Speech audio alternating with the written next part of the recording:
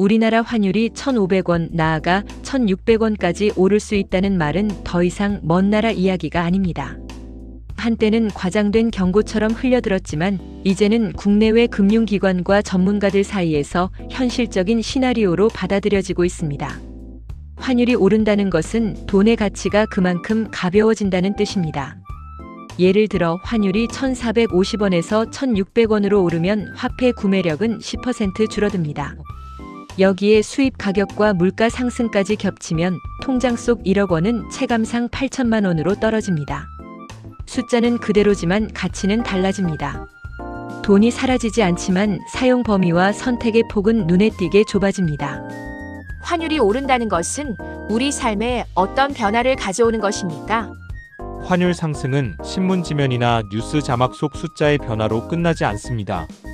원화의 가치가 낮아진다는 것은 같은 시간, 같은 노동으로 얻은 돈이 예전만큼의 힘을 발휘하지 못합니다. 월급은 그대로인데 장바구니가 가벼워지고 난방비 고지서를 펼치는 손끝이 머뭇거립니다. 외식 한 번을 더 고민하게 되고 여행 계획은 자연스레 뒤로 밀립니다. 환율은 투자자의 문제가 아니라 하루하루를 성실히 살아가는 사람들의 생활 리듬을 조금씩 어둡게 합니다.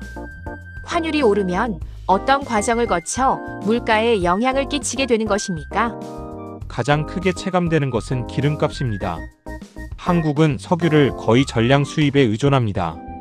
바다 건너에서 달러로 거래되는 원유 가격은 환율이라는 다리를 건너 우리 생활로 들어옵니다. 국제 유가가 배럴당 80달러라 하더라도 환율이 1,200원일 때와 1,500원일 때의 환경은 다릅니다.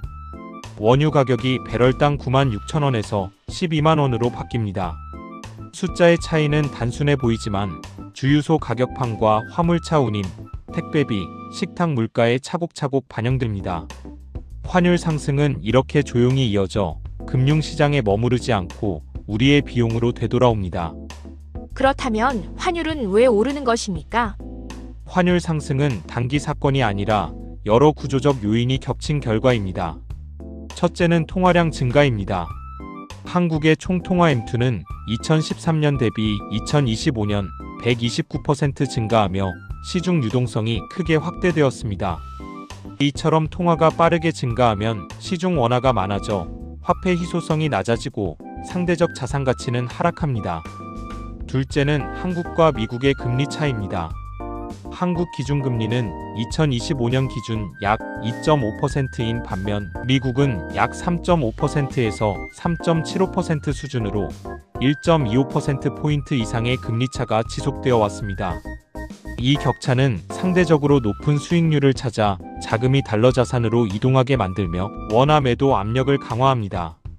셋째는 기업과 투자자의 행동 변화입니다. 수출 기업들은 달러를 즉시 원화로 환전하기보다 보유하거나 해외에 재투자하는 선택을 늘리고 있습니다. 불확실성이 커질수록 달러를 보유하는 것이 안전하다는 판단입니다. 한국의 외환 보유액이 4천억 달러를 웃돌지만 환율은 여전히 상승하고 있습니다. 이는 민간이 보유한 달러가 외환 시장에 원활히 공급되지 않고 있음을 보여줍니다. 넷째는 위기 심리입니다. 전쟁, 금융 불안, 지정학적 갈등이 발생하면 자본은 위험 자산에서 빠져나와 달러로 이동합니다. 환율은 실물 경제보다 먼저 움직이며 위기의 예고 신호 역할을 합니다. 과거의 위기는 환율과 자산에 대해 무엇을 말해주는 것입니까? 1997년 IMF 외환위기 전후로 원달러 환율은 최저 800원에서 최고 1900원이었습니다.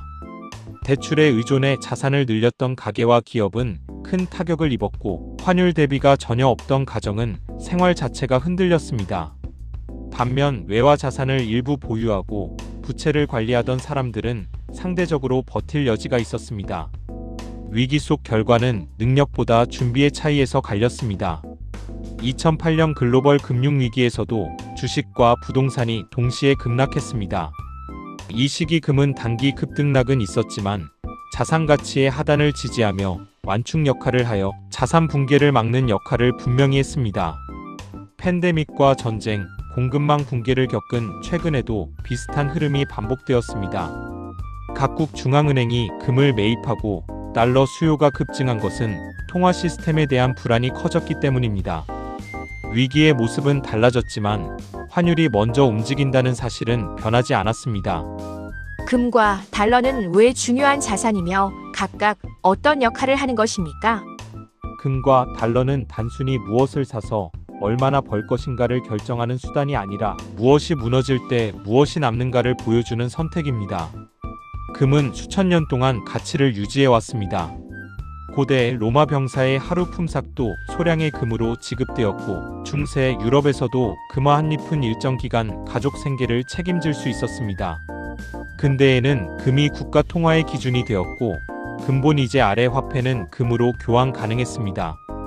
비록 1971년 근본 이제가 폐지된 이후에도 금의 구매력은 장기적으로 유지되었고 주식과 부동산이 변동해도 금은 생활재를 살 수 있는 힘을 지켜왔습니다. 이러한 지속성 덕분에 금은 위기 국면에서 최후의 안전판으로 작동합니다. 반면 달러는 현재 글로벌 금융 시스템에서 가장 널리 쓰이는 기준 통화입니다. 세계 교역과 금융 거래가 달러 중심으로 움직이므로 불안이 커질수록 자금은 달러로 모입니다. 개인에게 달러는 수익을 위한 무기가 아니라 원화 가치가 흔들릴 때 자산 일부를 다른 축에 걸어두는 장치입니다. 외화 예금, 달러 ETF, 미국 주식 등 형태는 달라도 공통점은 자산을 한 통화의 위험에만 노출시키지 않는다는 점입니다. 달러가 현재 시스템 안에서 작동하는 보험이라면 금은 시스템 바깥에서 기다리는 안전판입니다. 환율과 위기 국면에서 개인은 무엇을 지키고 어떻게 자산을 구성해야 합니까? 위기에서 가장 중요한 것은 수익률이 아니라 자산 전체가 한 방향으로 붕괴되는 것을 막는 구조입니다. 첫째, 현금 흐름을 점검해야 합니다. 여기서 말하는 현금은 투자대기 자금이 아니라 언제든 바로 쓸 수 있는 돈입니다. 환율과 물가가 함께 오르면 예상치 못한 지출이 잦아지고 그때마다 자산을 급히 처분하면 손실이 커집니다. 현금은 수익을 내지 못해도 판단의 시간을 벌어주는 기본 안전망입니다.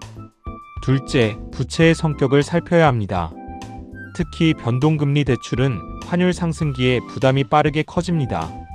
금리 인상은 이자 부담으로, 환율 상승은 생활비 압박으로 이어져 소득 대비 고정지출 비중이 급격히 늘어납니다. 지금은 빚을 늘릴 시기가 아니라 감당 가능한지 점검하고 구조를 단순화할 시점입니다. 셋째, 자산 분산의 이유를 분명히 해야 합니다. 달러와 금은 수익을 위한 자산이 아니라 금융 시스템이 흔들릴 때 이 두 자산은 서로 다른 방식으로 개인 자산의 하단을 지탱하며 위기 속에서도 버틸 수 있는 힘을 제공합니다. 넷째, 모든 결정을 한 번에 내리지 않는 것이 중요합니다. 환율과 시장은 예측이 어렵지만 대응은 나눌 수 있습니다. 한 번에 자산을 옮기거나 정리하면 판단 오류 가능성이 커집니다. 시간을 나누어 조금씩 조정하면 심리적 부담을 줄이고 환경 변화에 대응할 여지도 생깁니다. 위기 국면에서 가장 위험한 것은 정보 부족보다 조급함입니다. 미래를 맞히려 하기보다 흔들려도 버틸 수 있는 쪽을 선택하시기 바랍니다. 끝까지 시청해주셔서 감사합니다. 이 영상이 마음에 드셨다면 좋아요과 구독을 눌러주시면 영상 제작에 큰 힘이 됩니다.